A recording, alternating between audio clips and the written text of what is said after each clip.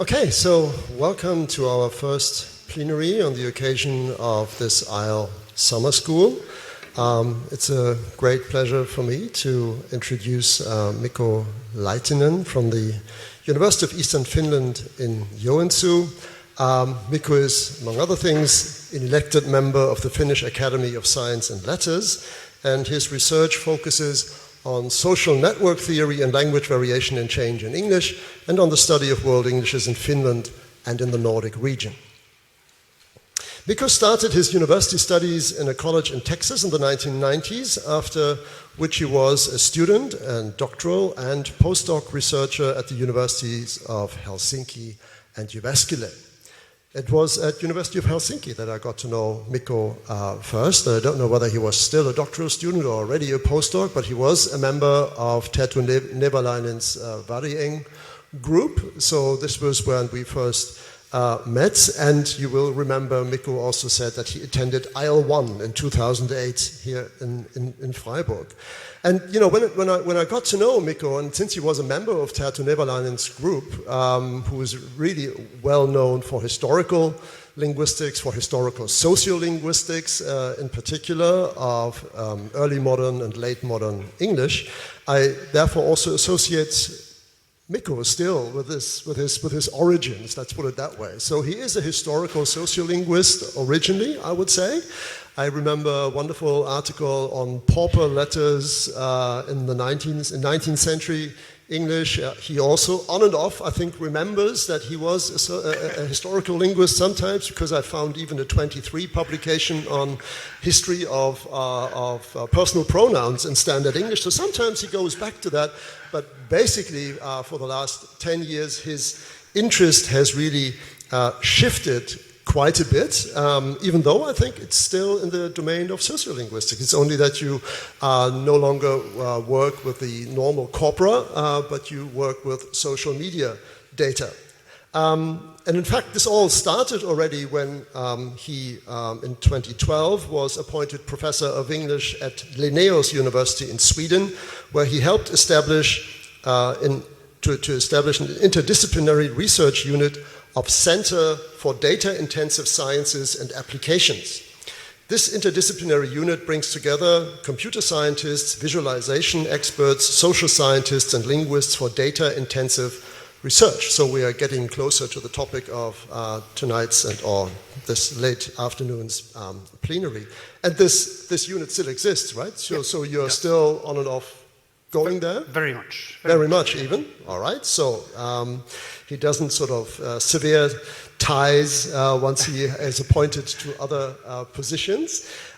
So currently, Mikko is PI of two large externally funded projects. The first one is FinClaria from 22 to 25, which is funded by the Research Council of Finland and its Research Infrastructure Program. And this national consortium develops tools and data sets for digital humanities research. The work of this group focuses on collecting, pre-processing, and analyzing extremely large-scale born digital social media data and metadata for research. And he says this group and in this project, they are particularly interested in human-centered AI, and they want to concentrate on using societal big data in ethically sustainable ways. The second research project that Mikko got funding for is one that only started this year and will run until 2028. And this research project is called Weak Tie Hypothesis in Complex Digital Networks.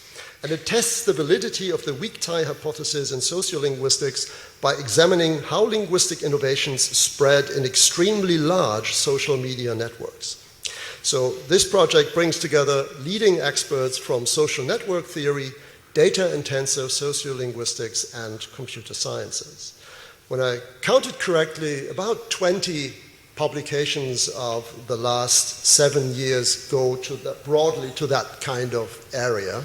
And this, I think, is therefore also a wonderful opportunity for us to learn from Mikko what the first few years of his first project, for instance, have taught him, what kinds of lessons.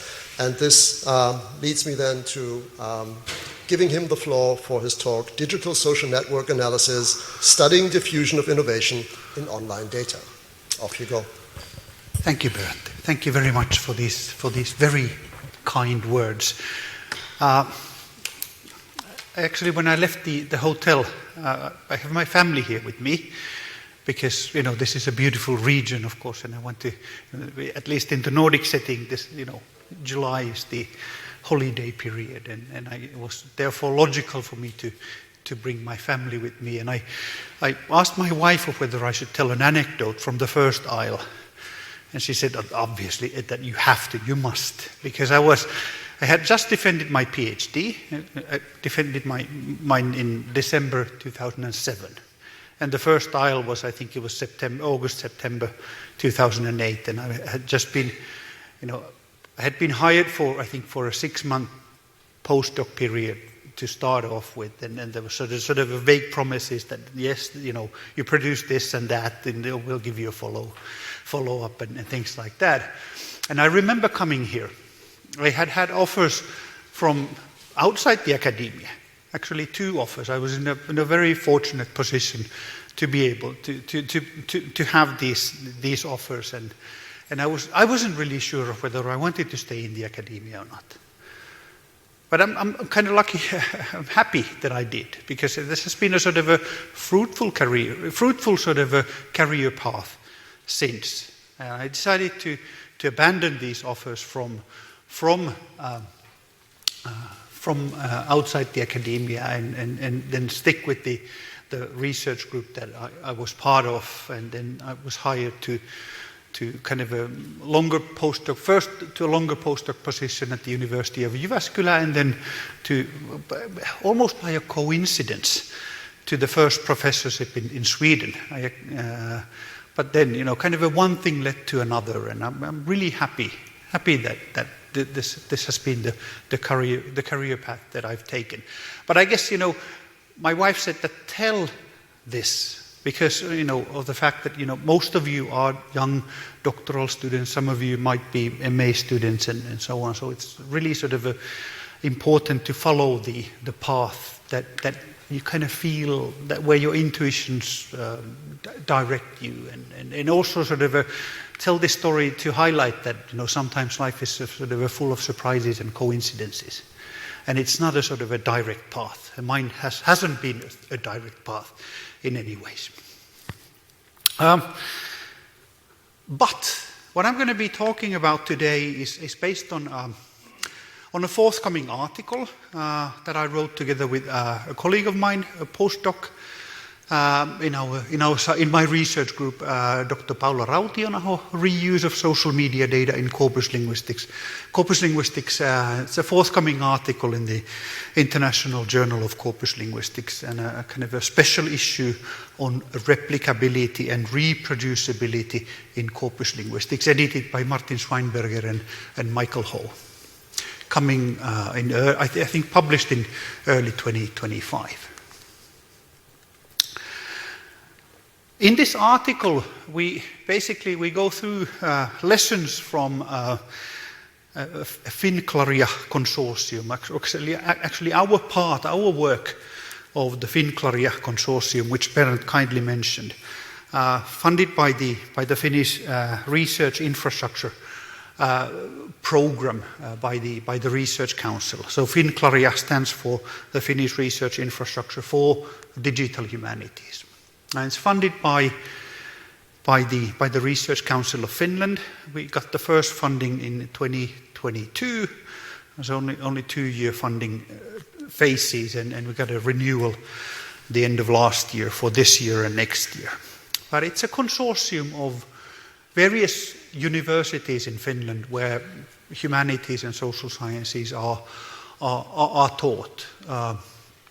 But basically, all the major Finnish universities are included in this, together with the National Library, the National Archives, and also CSC, which is the Center for Scientific Computing. So basically, the supercomputing facilities in Finland. CSC is owned by the Finnish universities and kind of a centralized scientific computing center. This is our small group at the UEF. Paula Rautionaho there, and a picture of young me. If we don't look alike, I guarantee you that is me actually. And then we have Masoud Fatemi and Mirdat Salimi, our programmers in this group. But Paula, I am the PI, and Paula acts as a local coordinator, trying to sort of spread the word of digital humanities, digital and computational tools to my colleagues in the faculty of philological faculty and the faculty of social sciences. But as Bernd said, we sort of focus on human-centered AI and societal big data, and kind of trying to think of how could we make use of societal big data. I'm going to come into the definitions part in a moment, but how we could make use of them in our social sciences and humanities research, and particularly in, of course, linguistic research in ethically sustainable ways. Societal big data for us is, any social media data, and data from any social media application, including user-generated, data, texts and images, but also metadata and also enriched data.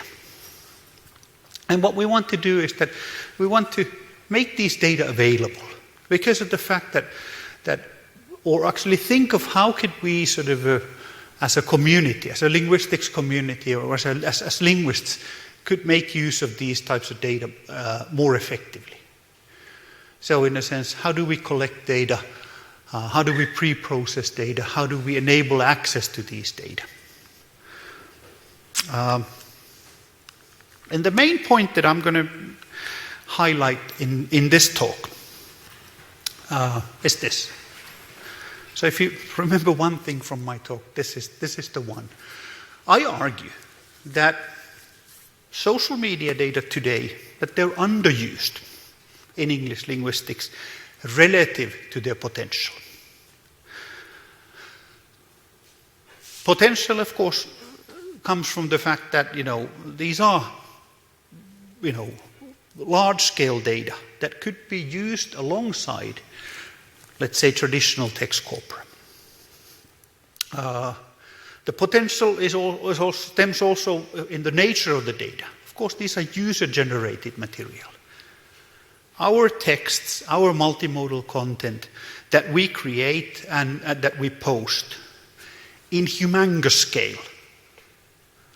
I'm going to show the scale in a moment.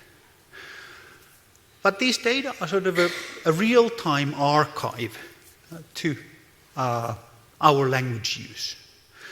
They provide some diachronic depth. And of course, as Bernd was saying, I'm a historical linguist by training. So I see, when I look at language, I see language on a continuum.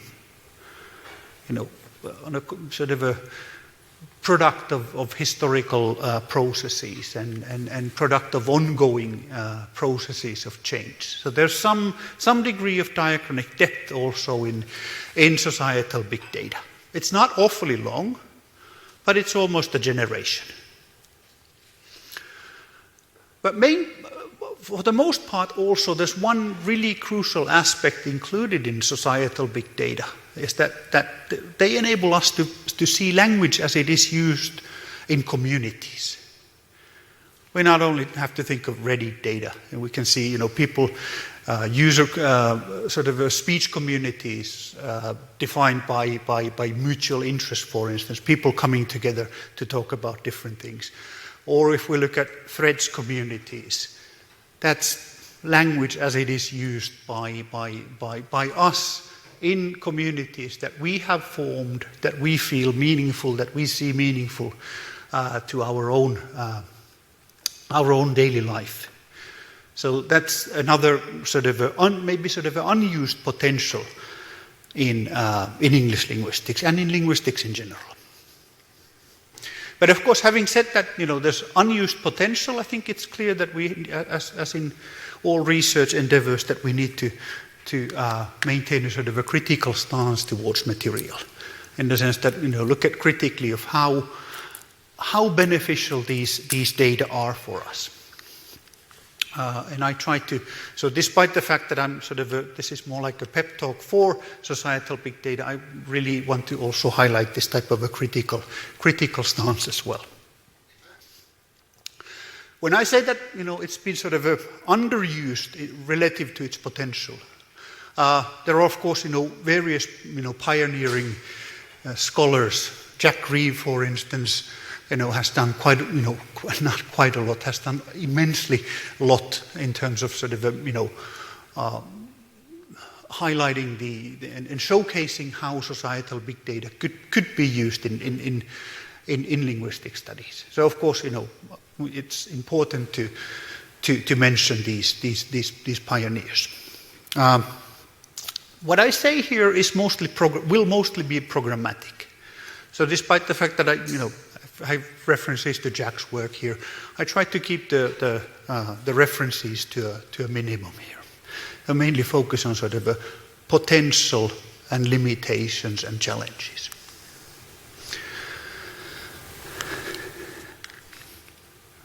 Now, a couple of definitions. I mentioned that societal big data and social media data what I refer to with it, I refer to any type of data from any social media application, be that Reddit, LinkedIn, Facebook, etc. And of course, what I say doesn't refer to any single application. Most of my work focuses on the old Twitter for reasons that I will not go in right now. But of course, that what I say here actually is sort of agnostic to application type. What do we talk about when we talk about data or societal big data? We first of all we talk about data on three levels. On the one hand, we talk about user-generated texts and images. This is a screenshot of a project of mine that we did for the Prime Minister's office in Finland 2 years ago on the role of English, on the importance of English. So we set up a Twitter account or X account, and we posted sort of important, research findings and tried to make these types of PR posts of our project for the general public. And as we can see, this is in Finnish, but you can, the main point is that we can see, some texts and some sort of a multimodal content.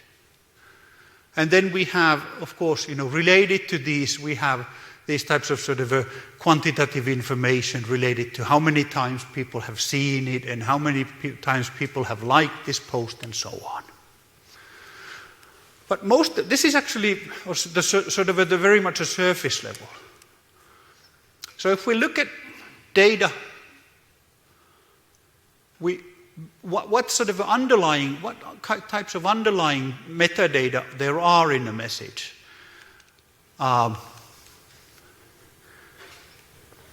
This is what the image actually looks like. This is not from the post that I just showed. This is actually a bot-generated message a long time ago that shows a JSON file that includes one social media post, actually a Twitter post by a weather station. And I'm showcasing this because we can't infringe the copyright of a weather station posting information. But what we can see is actually dozens of lines of information related to this particular post. So we have information like, for instance, geolocation properties. Geolocation properties are actually, shown where are they? The location of this weather station was in Norway, so it was in Norway, and we can also see that where do we have the geolocation properties on? So it was a geo-enabled, so that the value for that is true. It means that there are GPS codes somewhere down the line of this metadata. But then we have other types of rather interesting information. Things like how many people follow this particular account, how many friends it has, how many statuses it has posted, so how many times it has spoken, so to speak. We have some of these. Some of these are related to the users themselves, so the people, or let's say the account itself. Some of them are related to the time of posting this information. And imagine that if we had hundreds of thousands of these, or hundreds of millions of these, from hundreds of thousands of real people, it would be a rather nice view of language use on a massive scale. Another data type that we can say that underlies this, if we sort of take a massive number of these types of technical metadata and started to enrich these a bit even further. This is one example that we are doing right now in our fundamental research, is that we have taken the interactional properties, so not the geolocation properties, not the user descriptions, not the time, but the interactional properties of these accounts, and looked at how many times and how many times they have interacted with other nodes in the network that this particular account forms, and in what kinds of networks they actually result in. This is one example. So here we have 10 accounts. These are actual, these are not the weather stations. These are actual people. And we've enriched these data, and we've looked into what kinds of network properties they actually have in their interactions. And this is actually what I'm going to be talking about in my course on Thursday and Friday, of how we ended up with these hairy balls. But as we can clearly see that the networks that we see here on the left are different from the ones on the right. There are clearly sort of a different properties that underlie these characteristics. This is something that we can't observe when we look at this. We kind of need, technical skills, maybe sort of a statistics skills, maybe data science skills to come to this point.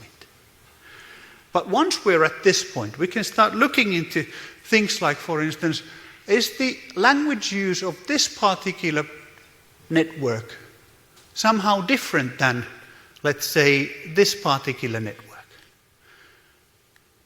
We can clearly see that in this network here, the green one, very few people know each other. Whereas here, in the purple network, nearly everybody knows each other. So they're clearly sort of a different when it comes to the social surroundings.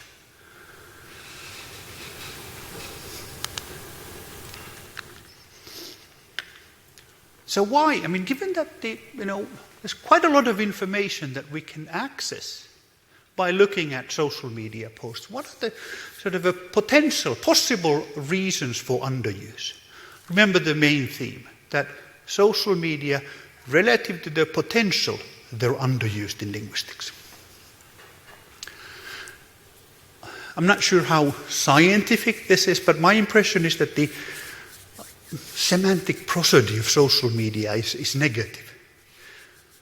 I was actually talking about this topic at the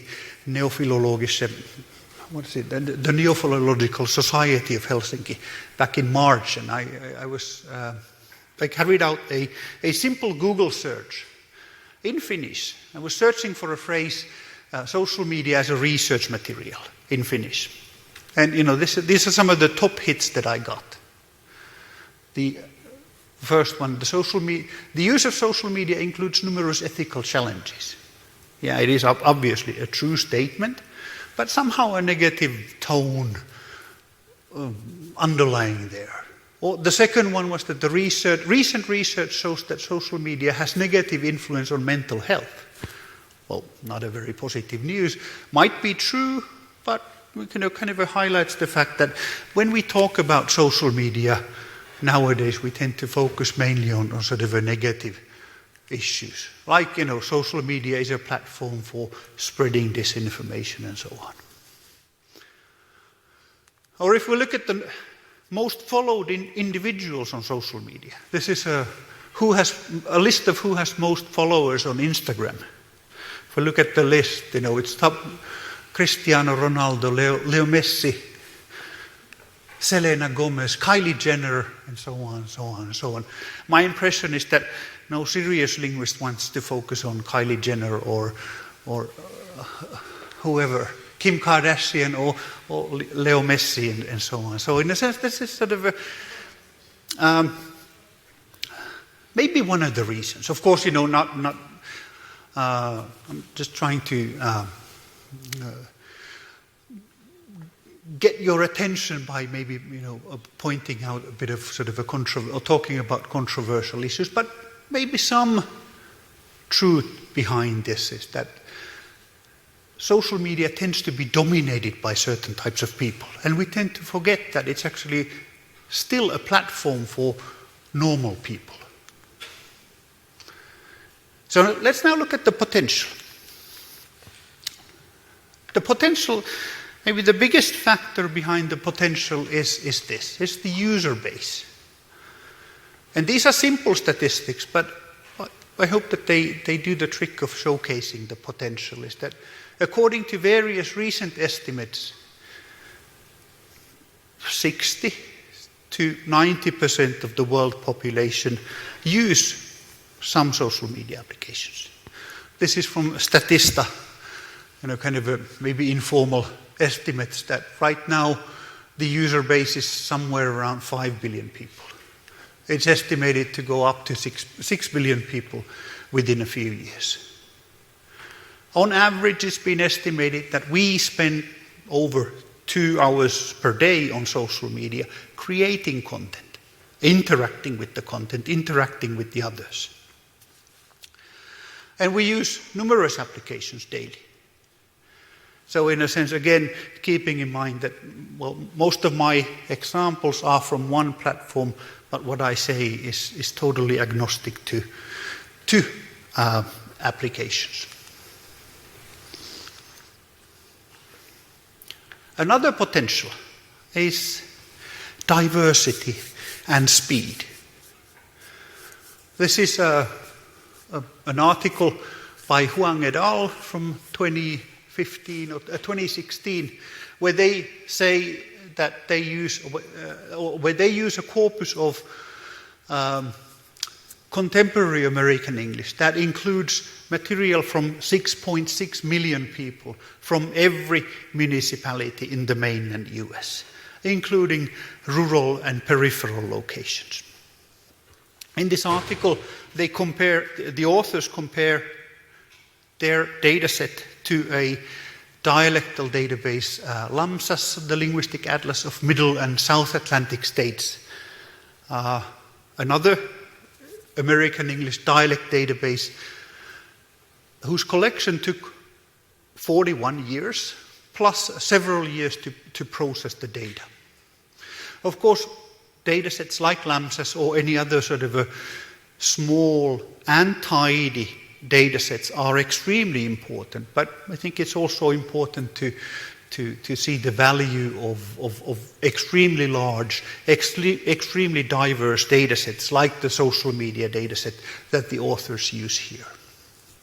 Speed, again, Jack, I never talked about how long it took for you guys to collect this data set, but I would imagine that it did not take 41 years. Most likely it took something like 41 days or maybe 4 weeks or around that time.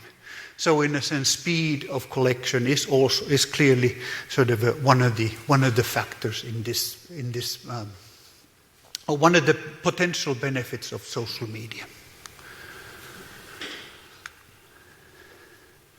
Another potential is the potential to fix and correct potential biases. One of the biases in social sciences and humanities is the overrepresentation of the so-called weird groups. So Western, educated, industrialized, rich and democratic. This is one of the valuable, one of the sort of groundbreaking papers in behavioral sciences where the authors claim that, of course, they specifically talk about psychology and behavioral sciences, but I would imagine that the basic tenet also holds in linguistics, in a sense that most of our sort of data are drawn from Western educated, industrialized, rich and democratic societies and settings. Whereas, given the user base, we might be able to fix or reduce the impact of these groups. I'm going to give an example here. This example does not relate to weird groups. It relates to sort of limitations in ethnographic methodology. My fundamental research, that especially in the new project, the weak type project, focuses on social networks, the role of social networks in language variation and change. So we work with the so-called social network theory, which looks into how our social ties influence language use. And again, in this framework, the strength of a tie is a crucial element. So in a sense, weak tie environments are said to be open for linguistic sort of new influences, and therefore people who live in weak tie settings tend to promote change, tend to adopt linguistic changes quicker, and also that these types of settings tend to be open for change, whereas vice versa holds for close-knit settings. And as said, most of the evidence in linguistics comes from studies that make use of ethnographic methods. The proponents, let's say, for instance, Leslie and James Milroy, who are the pioneers in this field, they say that the maximum size that we can collect information, or the maximum size of networks that we can access using ethnographic methods, is around 30 to 50 individuals. And having said this, most of the evidence in this type of research comes from traditionally close-knit urban working class settings. And one of the methodological limitations is quoted here in by Jim, is a quote by Jim Milroy, that the social network model cannot be easily operationalized in settings where the population is societally and or geographically mobile, as is the case in many contemporary societies.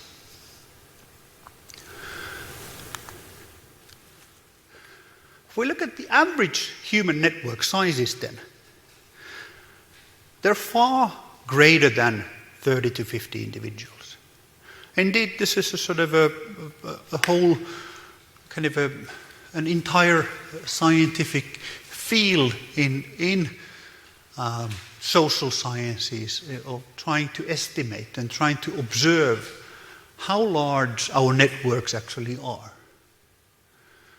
There's various types of evidence within this field, and also various types of estimates, but they all point to the same direction. That our networks, that average human networks, are well over 50 individuals, but well below 500 as well.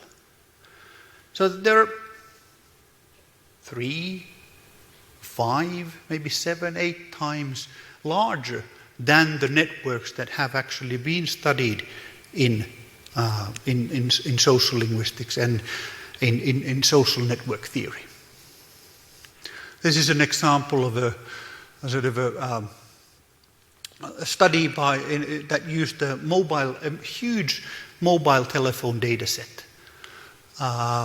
and where they looked at how many people do we actually call, and how many people actually, are our call patterns actually sort of structured and layered in ways that we call a certain number of people very often and other groups less often.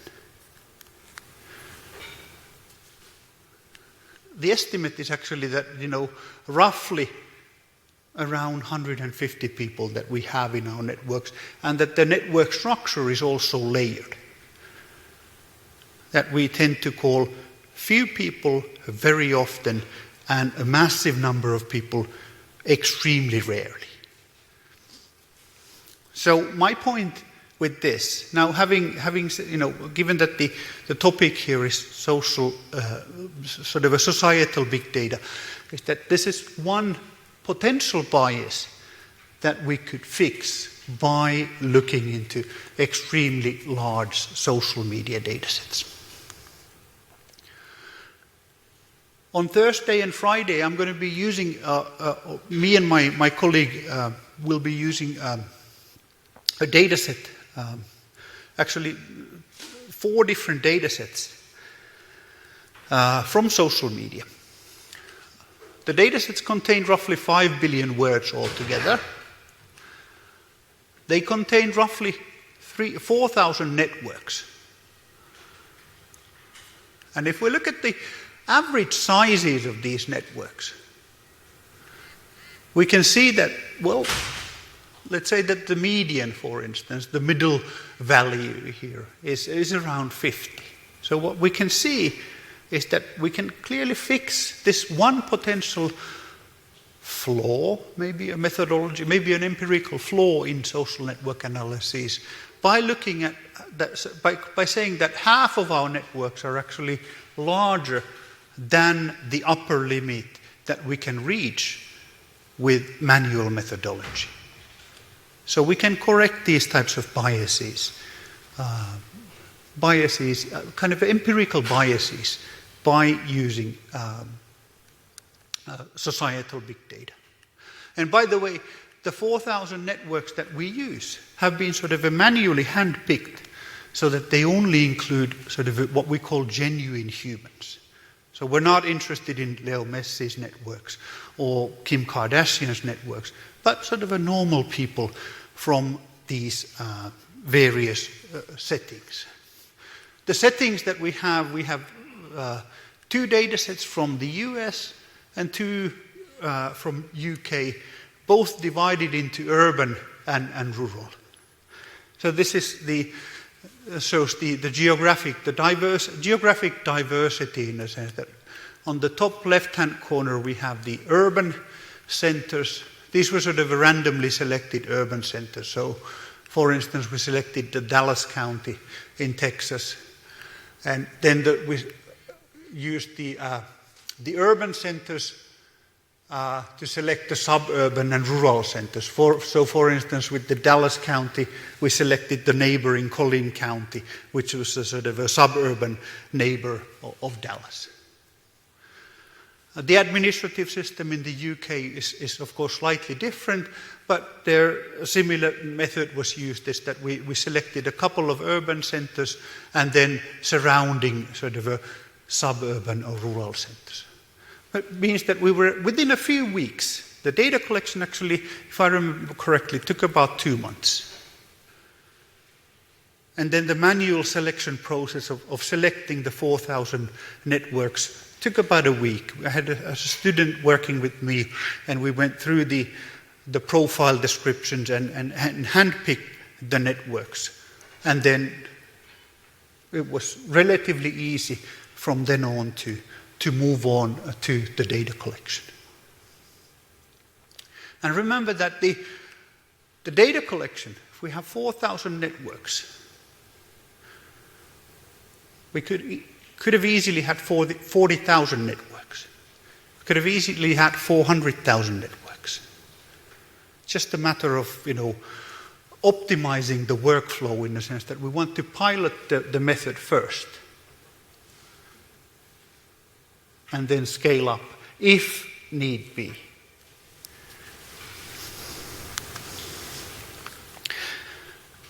Now, a couple of threats and limitations of societal big data. One of the biggest threats right now is data access. Many of us know that the APIs, the application programming interfaces through which we collect data, have been closed.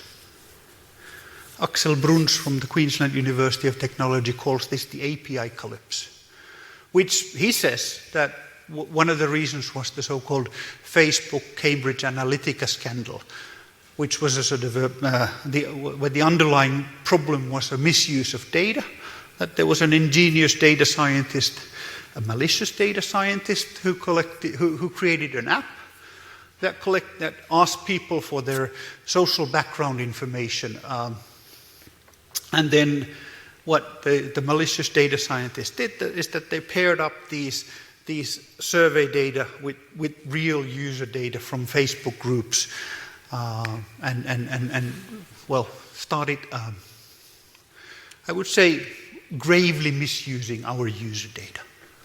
And this, in many cases, has led to the commodification of our user data, in the sense that the big tech, of course, we know that our user data is money, in the sense that this has led to various big tech giants to restrict data access. By the way, if you're interested in the Facebook Cambridge Analytica scandal, this is a screenshot from the Wikipedia pages that gives rather sort of an interesting overview of the events.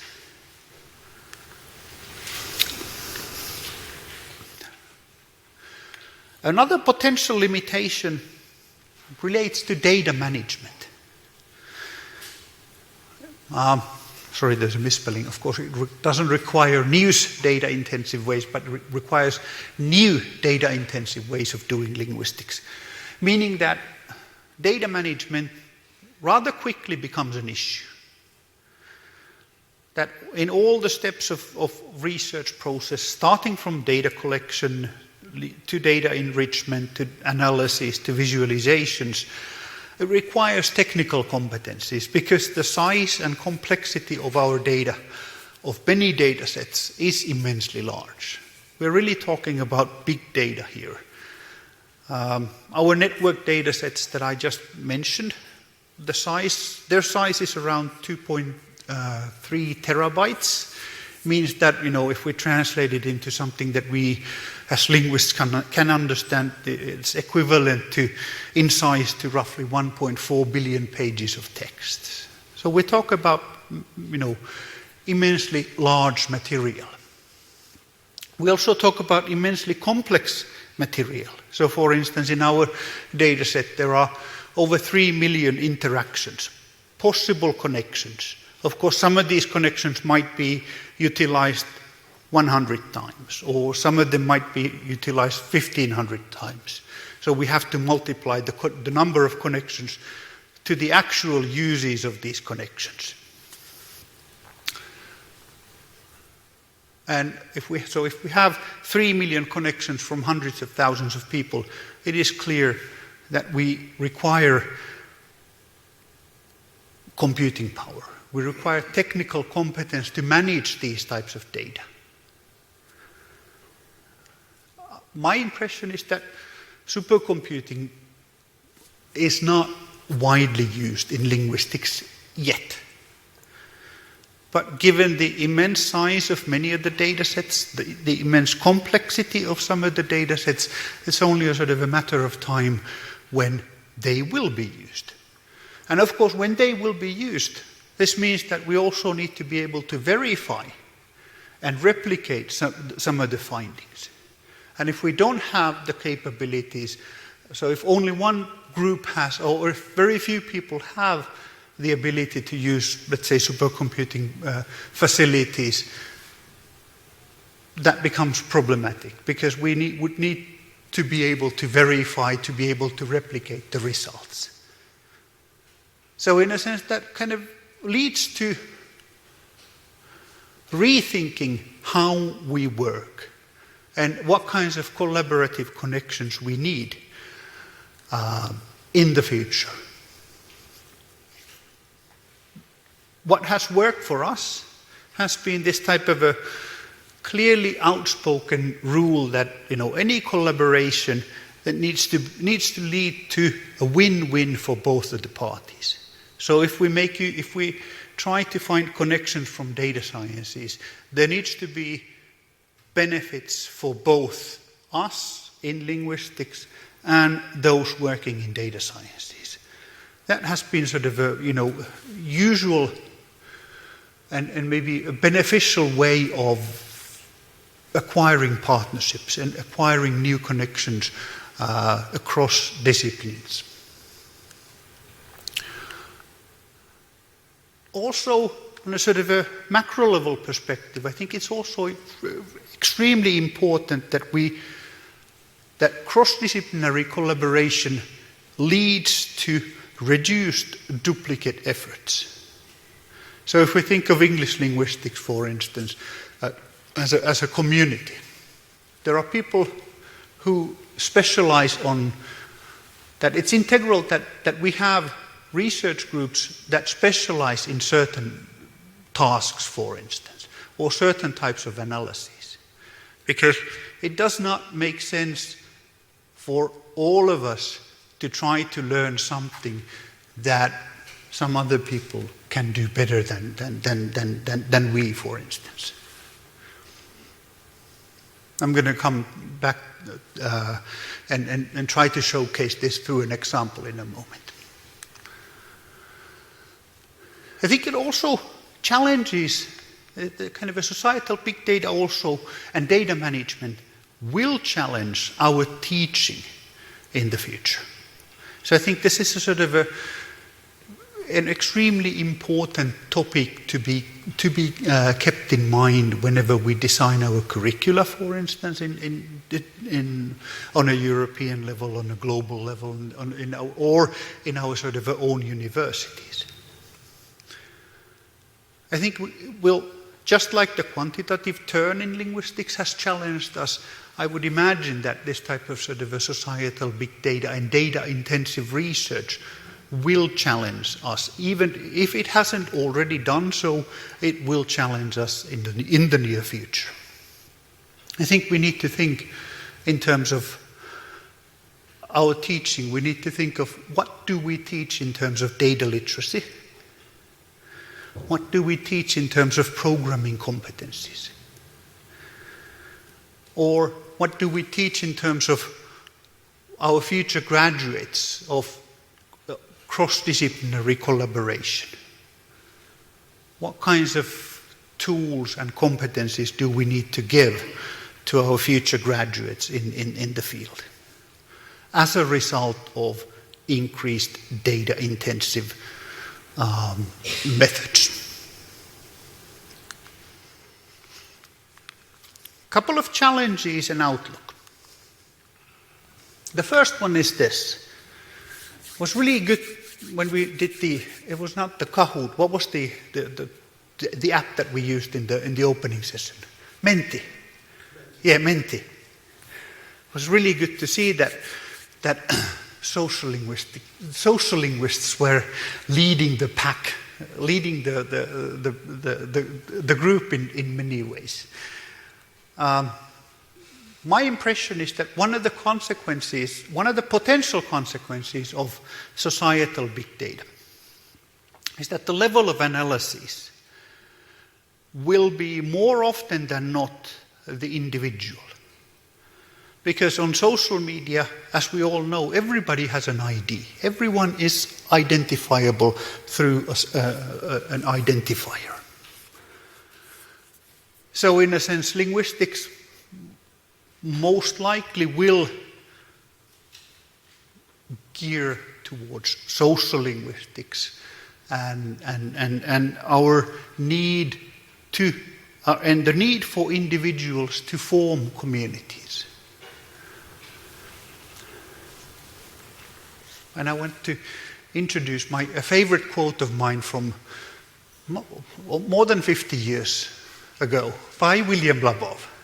And I wanted to, and I have underlined the important parts here. William Labov writes, this is I think the opening paragraph of the social linguistic patterns, where he writes that I've resisted the term social linguistics for many years, since it implies that there can be a successful linguistic theory or practice which is not social. And I think this is more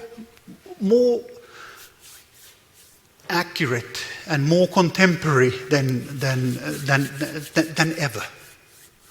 In a sense, as a result of everybody having an identifier on social media.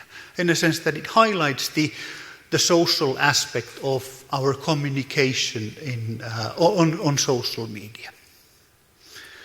But then I also wanted to include a continuation of Labov's opening paragraphs, where he writes that 50 years ago, the most fundamental level of analysis for him, or the level of linguistic analysis for him was speech, as used in everyday life. And I think it's really important to highlight that as a result of sort of a societal big data on social media, that we can maybe, if not amend, I think it might be useful to sort of rethink this claim in a sense that we no longer have access to speech as it is used by everyday life by members of the societal order, but we have access to speech, writing and multimodal elements as they are used in everyday life as a result of social media data and societal big data.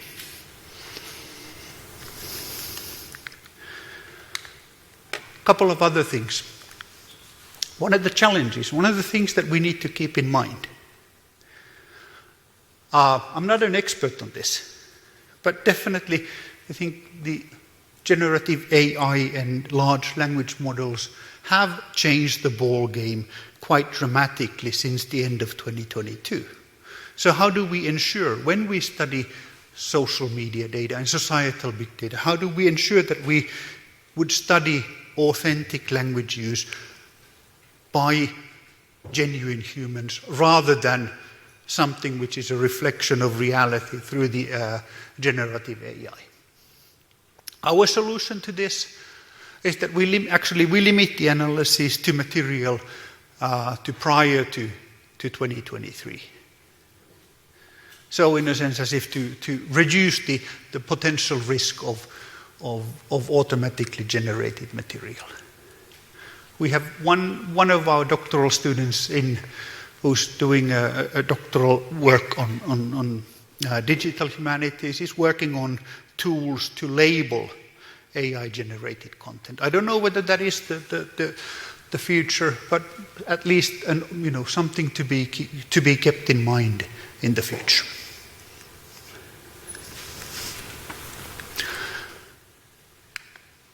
When I mentioned the API collapse, there's also a glimmer of hope in many ways, and this time brought about by the European Union's Text and Data Mining Directive from 2019. I've copied the relevant parts here from Title 2, Article 3, and underlined this. This was actually, at least in the Finnish and the Nordic context, it was adopted into the Finnish copyright legislation about a year ago, so that we can now relatively freely make use of copyrighted material or material that previously has been protected by copyright. The directive clearly specifies that member states should provide an exception to the copyright laws for researchers to enable scientific research and text and data mining. And what is really important here is this is the thing that is said, is the content that is said in paragraph 4, is that research organizations and cultural heritage institutions should define commonly agreed best practices of how we could ensure that these types of material, let's say social media data for instance, could be distributed and made use of by the research, by us in scientific research, and how text and data mining for scientific purposes could be handled in the future.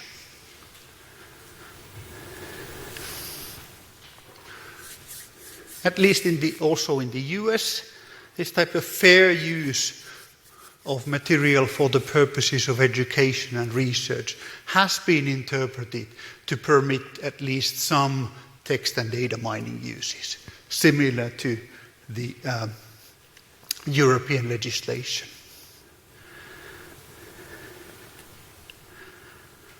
I'm now coming to an end in a moment. I'm going to most likely less than 5 minutes, and then we'll have about 20-25 minutes for discussion and comments.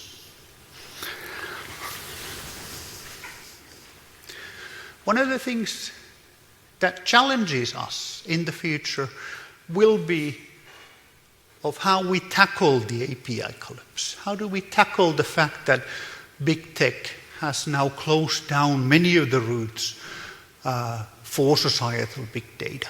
And I think it's important that we, as a research community,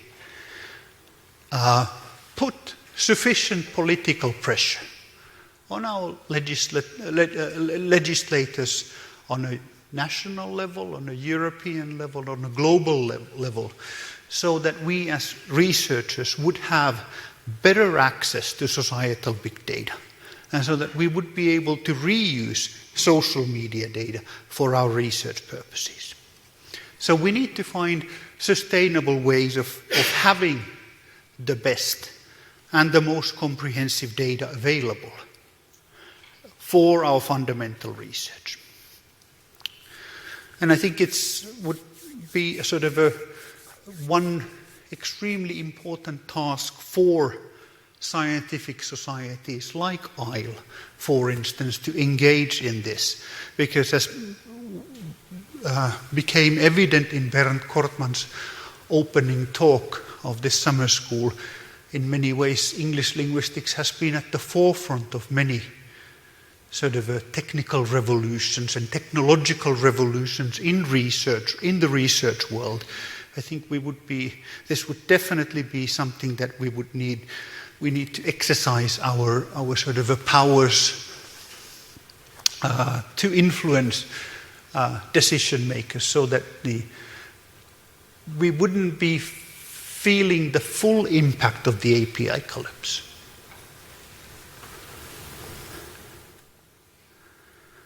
And one last thing that I wanted to highlight here is that we would need to, for us, those of us who make use of societal big data, we would need to form digital research infrastructures that would create representative benchmarks of social media data. Corpus linguists have done a wonderful job in this. Many of the corpora are publicly available, they're findable, they're reusable, they use commonly agreed terminologies, for instance, whereas the situation is not as good on the society, in areas where that use social media data. So these digital research infrastructures could also offer support services and guidance for researchers who would want to use these types of data, so that reuse of data, replicability, reproducibility would be ensured. as I've said, one of the limitations is that the size and structure of these data is immensely large. And using these types of data effectively might require advanced technical competencies. Supercomputing is one of these issues. So how do we ensure that people can use them effectively for replication, including replication, for instance? Terminologies are scattered, they're not clear, and there's also always a risk in these types of situations that we end up reinventing the wheel, for instance, and how do we reduce the potential risk of duplicated effort in the future? And of course, not only the scientific societies like ILE have an important part in this. The same also holds for European research infrastructure consortia, like the CLARIN, for instance, or DARIA, for instance, which is the digital research infrastructure for the arts and humanities. I wanted to end up this with one example. One thing that has been a result of our work in the first 2 years of the Finnish research infrastructure work. Despite the fact that it comes from the Nordic region, it also has significant importance for research in English. I'm going to show a showcase of why this is so in the next slide. But this is a data set called the Nordic Tweet Stream, NTS. We collected this in actually starting all the way from 2016, but then it was, the process was speed up in 2022 and early 2023 when it became evident that when the ownership of Twitter was going to be changed, and it became evident that the application programming interface was going to be closed down, which it eventually did in May 2023. So we wanted to collect as large pool of social media data from the Nordic region as we potentially could. So what we did was this, that we focused on geolocated material, so geolocated tweets from 5 Nordic countries. And by May 2023, we were able to pull together roughly a decade worth of social media data. It did not end up in a immensely huge data set, but relatively large. About roughly a tad less than 1 billion words altogether, around 74 million messages. But basically the process is such that we started out with the Nordic region, and then we have all the data now in 2 data sets, in two versions, one on the School of Computing servers at the UEF and the CSC servers in a centralized system. And what we have is a web application to access the material. And if we look at the data here, these are the top 10 most frequently used languages in the data sets. And given that this is a Nordic data, it's not surprising that the Swedish and the Finnish and the Norwegian and the Danish are then have a major chunk of the material. But what interests us is this, that roughly quarter of the material, or more than quarter of the material, is actually in English. So English used by people who happen to be either residing or visiting in the Nordic region. So what we have in the end is that we have a massive data set of most likely non-native material. So this is the English part broken down per country. So what we can see in the second column is that the share of English tweets, that it varies around maybe 20 to all the way up to 39%. But what we have here is a relatively sizable material of about 225 million words of spoken English. Written English on social media. Of course, very short messages, so the average length is around 12 tokens, but still, material from a lot of people, a huge material from a lot of people, with extremely rich metadata included there. I'm going to show the web application now. Let's see if we can. Oh, come on. Sorry.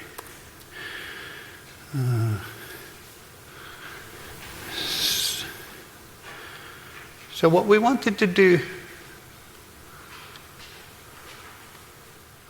is this. We wanted to give access. We wanted to do a bit of sort of a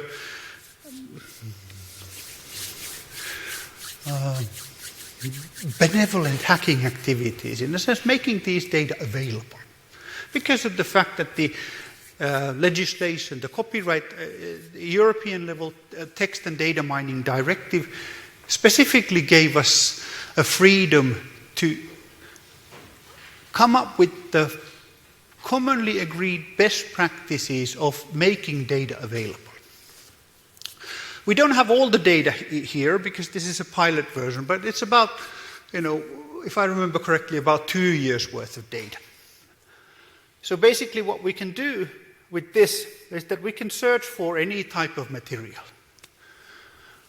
We can also limit our searches a bit. So if we wanted to search for one day in January 2022, we could do that.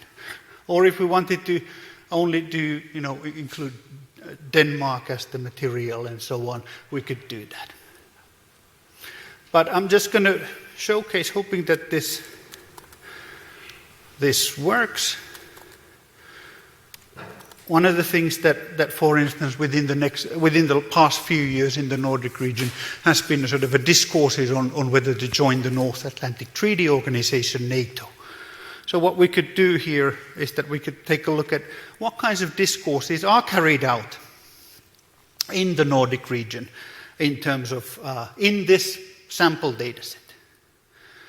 So what we get after we search for the material, our search word in the search page, we get to the results page, which gives us a sort of a quick window, something which everybody in the corpus linguistics who's ever used corpora is familiar with. So we can also get sort of we can see all the findings on several pages actually. If we scroll down a bit, we can see that, well, we have 36 pages of findings and we can relatively easily navigate through this. What we have also is a map. It's a zoomable map, so in the sense that we wanted to get a good impression, a good overview of where these discourses of our search word actually appear, we can zoom in into the map. And we can see that, well, we don't have anything from Uppsala, or we most likely, well, we have some findings from Uppsala as well. So if, there are people like Merja maybe, communicating on things like that, we could relatively easily access this. There will be a functionality later on where, by pointing out a location, you can download all the material from this particular location. But right now we don't have it. Right now the only downloading function is this. So basically, if you had thousands and thousands of hits, one thing that you would maybe want to do is get them out of the screen to work on your own computer. You can easily do this by using the download function. Right now, we limit the download to 10,000 instances per search. But here, what you can do is you can specify the parameters that you want. Let's say that you only want the text, you only want the date, and you only want the network size in which this particular communication takes place. And then you can have the two versions, two alternatives of selecting in which format you want to select this. So if you want to select them as an XLS or CSV, you can do that. But this is just this is sort of an example of the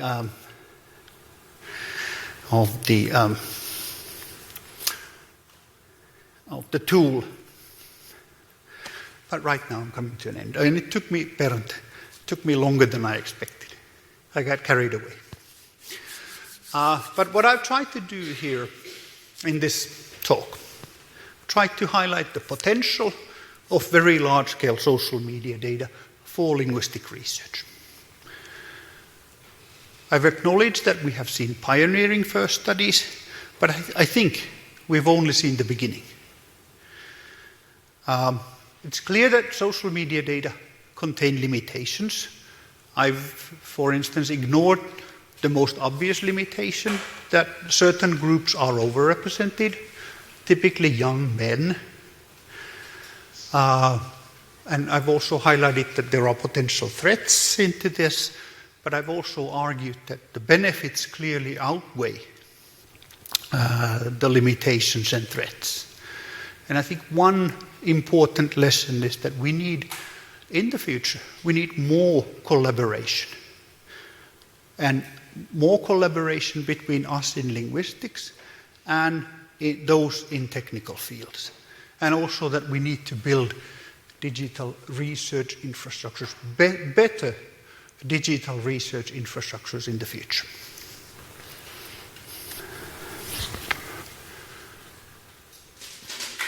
Thank you.